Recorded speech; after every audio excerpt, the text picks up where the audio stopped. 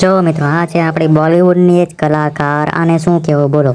શ્રી કૃષ્ણ ભગવાનનું આણે એટલું મોટું અપમાન કર્યું છે. તેના વસ્ત્ર, તેના બોડીના અંગ ઉપર તેને મોરપંખ ક્યાં ક્યાં લગાડ્યા છે તમે જુઓ તો ખરા. મોરપંખને તેને કપડાં બનાવીને પહેર્યા છે, બ્રા બનાવીને પહેરેલી છે, ચડ્ડી બનાવીને પહેરેલી છે.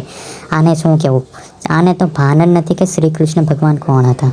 કંઈ બુદ્ધિ જ નથી. આ બોલિવૂડ એક નંબરનું ઘટિયા છે.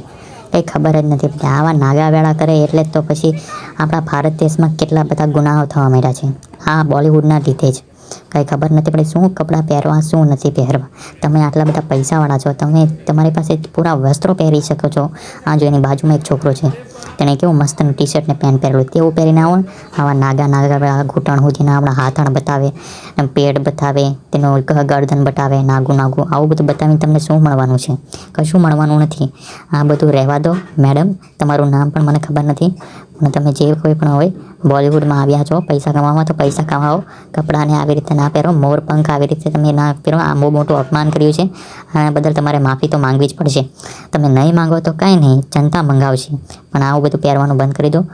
ખેર, તમારે જો ઘર બેઠા પૈસા કમાવા હોય તો નીચે ડિસ્ક્રિપ્શનમાં 299 રૂપિયાનો કોર્સ આપેલો છે. 299 રૂપિયા તો તમે એમ જ બસ મૂવી બર્ગર ખાવામાં જ વાપરી નાખતા હોય છો. તો તમારે ઘર બેઠા લાખો રૂપિયા કમાવા હોય તો 299 રૂપિયાનો કોર્સ કરી દો અને બીજા દિવસથી તમે પૈસા કમાવાનું ચાલુ કરી દેજો.